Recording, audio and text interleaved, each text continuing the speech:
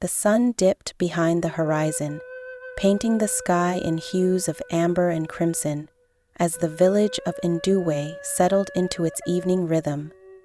Women gathered by the fires to prepare the evening meal, their voices mingling with the rhythmic pounding of fufu. Children laughed and played in the open square, their carefree joy a stark contrast to the weighty traditions that governed the lives of the elders seated under the great Iroko tree. Nduwe was a village steeped in ancestral reverence. Every path, every stone, every whisper of the wind carried the stories of the past. The sacred forest, looming at the village's edge, was a boundary both physical and spiritual. No one dared venture into its depths, for it was said to be the dwelling place of restless spirits, those whose lives had ended in sorrow and betrayal. Adana, however, was not like the others. She stood apart, her sharp eyes and even sharper tongue a constant source of exasperation for her parents and the elders. Where others bowed to tradition, Adana questioned. Where others whispered in fear, she spoke boldly. That evening, as the elders began their tale, Adana lingered on the outskirts of the gathering, her arms crossed and her expression skeptical. Long ago, began Elder Midu, his voice carrying the weight of countless retellings, there was a girl named Ebeli. She was beautiful, with a heart as kind as the first rains of the season. But her beauty became her curse. Jealous tongues whispered lies against her, accusing her of stealing sacred artifacts. Though innocent, she was banished into the forest, where her cries of pain and betrayal echoed until her death. The children gasped, clutching their knees as Elder Madu's voice dropped into a grave tone. It is said, her spirit still roams the forest, seeking justice. She lures the living with whispers of promises and secrets, only to ensnare them in her eternal misery. Adana rolled her eyes and muttered under her breath, more like tales to keep us obedient. Elder Madu's sharp gaze fell upon her. Adana, speak your thoughts openly, if you dare. Adana stepped forward, her chin held high. These are nothing but stories to frighten children. Spirits do not wander forests, and curses do not bind the living. Gasps rippled through the crowd. Her mother, seated among the women, covered her face in shame, while her father's jaw tightened with barely concealed anger. Adana, hold your tongue, he hissed. But Adana would not relent. Why should I? Should we all live in fear of whispers in the dark? If Ebeli's spirit truly haunts the forest, then let it come and speak to me. Elder Madu rose slowly, his voice now heavy with warning. Your pride blinds you, child. The forest is not a place for the living after dusk. Even the boldest hearts can be silenced by the spirits within. That night, Adana lay in her hut, her mind ablaze with thoughts. The forest called to her, not with whispers of spirits, but with the lure of the unknown. If she could prove the elders wrong, she would not only silence their endless admonishments, but also show the village the power of reason over superstition. As the moon climbed high, Adana slipped out of her hut. The air was cool, the village silent, save for the occasional rustle of leaves. The forest loomed ahead, dark and foreboding, its tall trees like sentinels guarding secrets. Adana's steps faltered as she entered the forest, her bravado waning in the face of its eerie stillness. Shadows danced around her, and every rustle of leaves seemed to carry a whisper. She tightened her grip on the lantern she carried, its flickering flame casting uncertain light. Ebele, she called. her voice trembling despite her best efforts to sound bold. "If you are here, show yourself." For a moment, silence reigned. Then, a soft, mournful voice replied, "Who calls for Ebele?" Adana's heart leapt into her throat as a figure emerged from the shadows. Pale and ethereal, the girl seemed to glow with an otherworldly light. Her eyes, dark and filled with sorrow, met Adana's. "You, Navasitas, are not afraid?" Ebele's voice was soft, almost a whisper. Adana swallowed her fear and stepped forward. "No, I'm not afraid of stories." "Why do you linger here, haunting a village that has moved on?" Ebele's expression twisted into one of pain. "Moved on? They moved on after casting me into the cold. They moved on while my spirit wept for justice." She patted the scars, wrapping her hands around them. Adana frowned, her curiosity overcoming her fear. "Tell me your story. The truth, not the tale the elders tell." Abel's voice grew firmer, her sorrow giving way to anger. "I was betrayed, accused of a theft I did not commit. My own kin whispered against me, and the elders chose their word over mine. I was banished to this forest, where I died alone, my cries unanswered." Donna's lantern flickered, its flame dimming. She felt a chill run through her as Ebele's words settled into her heart. "If what you say is true, then the village has wronged you. But why do you haunt them? What do you want?" "I want the truth to be known," Ebele replied, her voice like the wind. "I want justice. Only then can I find peace." Adana hesitated, her mind racing. Could she, a mere girl, unravel a mystery buried in the village's past? And if she did, what would it cost her? The forest seemed alive, its silence broken only by the soft rustle of leaves and the distant hoot of an owl. Adana stood still, her breath uneven as Ebele's translucent figure loomed before her. The ghost's voice was soft, but carried the weight of her anguish. "You dare to enter this place, Adana?" "Few have the courage," Abel said, her eyes dark pools of sorrow. "Why have you come?" Adana swallowed hard, clutching her lantern as if its faint light could protect her. "I came to understand, to know if the tales are true. Why do you haunt the forest?" Ebel's face twisted in pain. "Haunt? Is that what they call it? I am bound here, trapped by lies and betrayal. My cries for justice echo through these trees, but no one hears me. Not until you." Anana's voice faltered. "What happened to you, Ebele?" "I was a girl like you," Ebele began, her voice trembling with emotion. "I loved my village, my people, my home. But envy is a poison that destroys the innocent. I was accused of stealing sacred artifacts, items that symbolize the village's bond with the ancestors. I did not take them, but my words meant nothing against the whispers of jealous tongues." Adana frowned. "They didn't listen to you?" "They did not care to," Ebele replied bitterly. "The elders believed the lies because it suited them. I was cast out, sent to the forest to atone for a crime I did not commit. Alone, I wandered until the cold and hunger claimed me. My spirit remains because my truth was buried with my body." Adana's fear gave way to compassion. "That is not justice. If what you say is true, you were wronged." Ebele stepped closer, her presence chilling the air.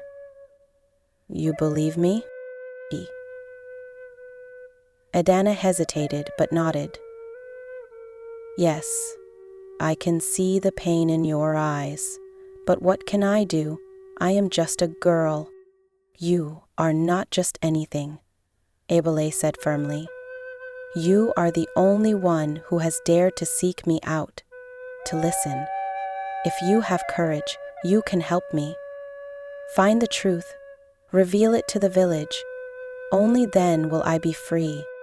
Adana's resolve wavered as the enormity of Ebele's request sank in. If I do this, the elders will turn against me. My family will be shamed. Perhaps, Ebele said softly. But is it not better to stand for the truth, even if it costs you? Or will you let fear guide you, as they did? Adana bowed her head. I don't know if I'm strong enough. You are stronger than you think, Ebele whispered. But the choice is yours. That night, Adana's dreams were filled with fragmented images. Ebele wandering the forest, her cries lost in the wind. The faces of villagers blurred with malice, whispers of jealousy swirling like a storm. Adana woke with a start, her heart pounding. The dreams felt more like memories, a glimpse into the tragedy that had unfolded long before her time. As days passed, Adana found herself haunted by whispers and fleeting shadows. When she carried water from the stream, she felt cold fingers brush her shoulder. At night, she heard faint cries outside her hut. The signs were clear. Ebele's spirit would not rest until her story was told. But Adana's strange behavior did not go unnoticed. Her mother, watching her daughter stare into the distance during dinner, finally spoke. Adana, what troubles you? Nothing, Mama, Adana replied, forcing a smile. Her father, less patient, slammed his hand on the table. Nothing? You've been acting strange for days, girl. Wandering off, lost in thought. If this is more of your foolish rebellion— It is not rebellion, Adana interrupted, her voice shaking. There are things I've learned, things that the village needs to hear. Her father's face darkened. Mind your tongue, Adana. The elders will not tolerate your insolence. Adana looked away, knowing she could not reveal the truth. Not yet. Determined to uncover the secrets of Ebele's past, Adana began to question the elders' story. She spoke to the oldest villagers, those who had lived through the events but now sat on the fringes of the community. One such elder, Neka, hesitated before speaking. Ebele was innocent, Neka whispered, her voice barely audible. But what could we do? The chief elder was powerful, and his word was law. We knew he lied, but fear kept us silent. Where would he lie? Adana asked, her heart pounding. Greed, Neka replied. The sacred artifacts were never stolen. They were sold. To traders, for wealth and power. Ebele was a scapegoat, a convenient way to hide the truth. Adana clenched her fists. The elder who had accused Ebele still held a position of respect in the village. If she exposed his actions, it would shatter the fragile harmony of the community. As Adana pieced together the truth, she realized the weight of her decision. Confronting the elder would mean risking everything: her family's reputation, her own safety, and the trust of the villagers. But could she live with herself if she stayed silent? One evening, as the sun set over the village, Adana stood at the edge of the sacred forest, staring into its depths. She thought of Ebele's sorrowful face, of the injustice that had condemned her. Adana knew what she had to do. I will not let fear rule me, she whispered to herself. The truth must be known. The village square was alive with murmurs as the people gathered under the ancient iroko tree. The air was heavy with anticipation, for Adana had called for a meeting unlike any they had witnessed. The elders sat in their elevated seats, their expressions stern, while the villagers formed a curious and uneasy crowd. Adana stood in the center, her head high and her voice unwavering. I speak today, not to defy tradition, but to reveal a truth long hidden, a truth that has bound our village to a lie. Elder Madu's voice cut through the air, cold and commanding. Adana, you tread dangerous ground. Do you think your youth grants you the wisdom to question the council? I question not for myself, but for Ebele, Adana replied firmly. You cast her out, condemned her without proof, and left her to die.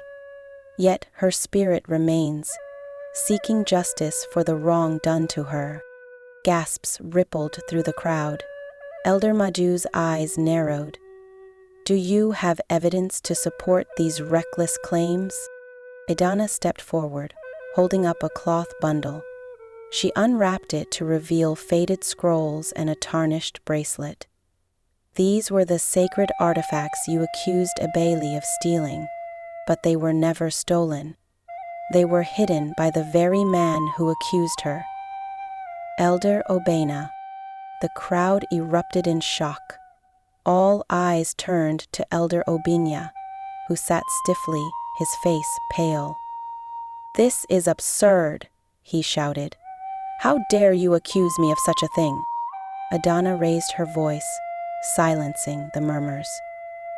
I found these hidden in the old granary, where Elder Obina once held council.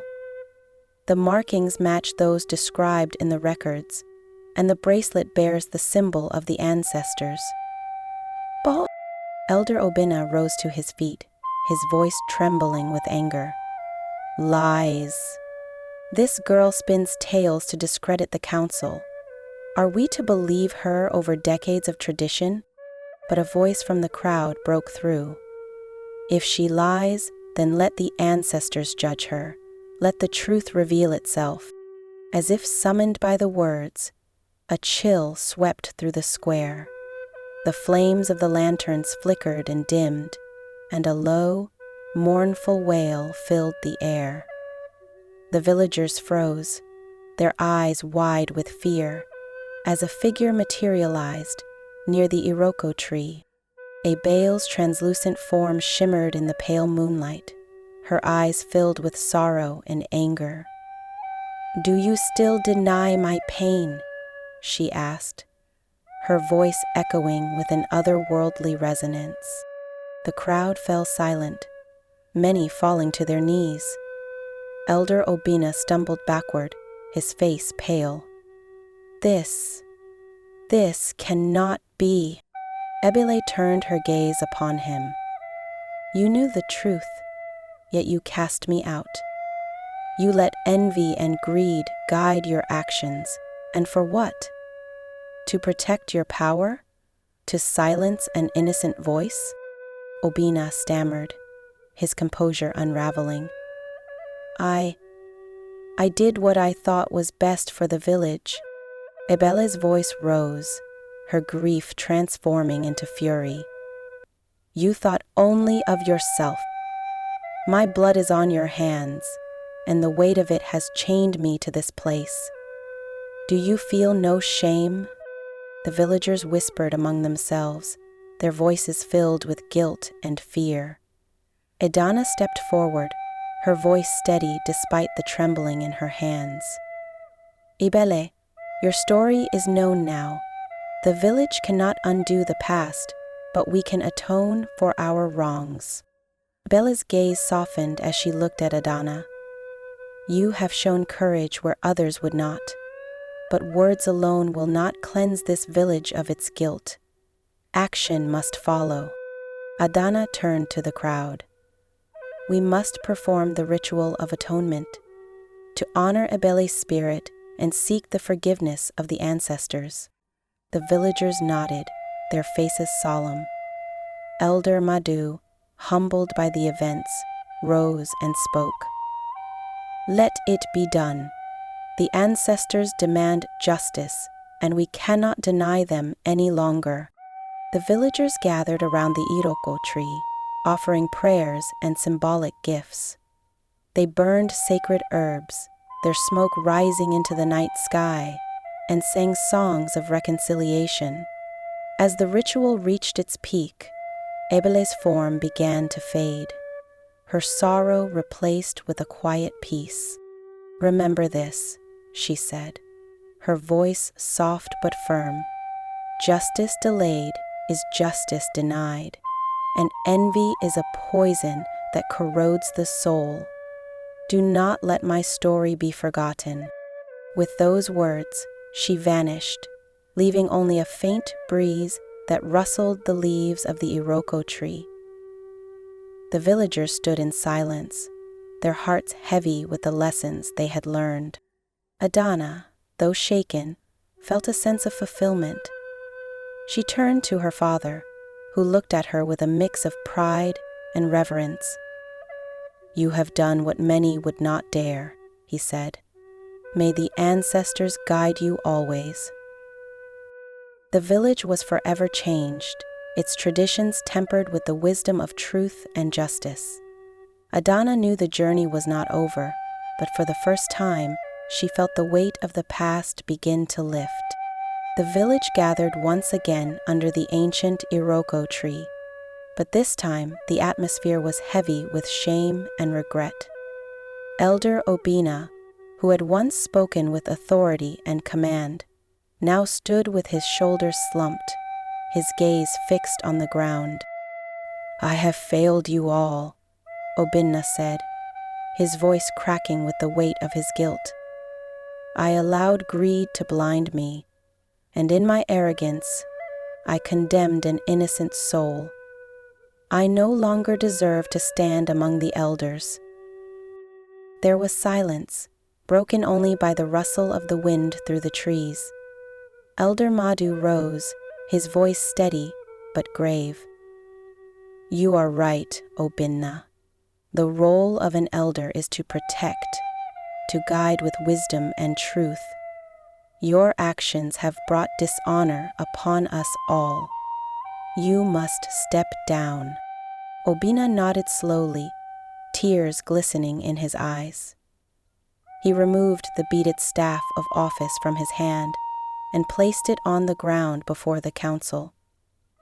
The villagers watched in solemn silence as he stepped back, no longer an elder, but a man burdened by his misdeeds. The council turned to the crowd. Elder Madu spoke again, his voice carrying the weight of their shared responsibility. This is not just the failure of one man. We all turned a blind eye to injustice. Let this be a lesson to us all.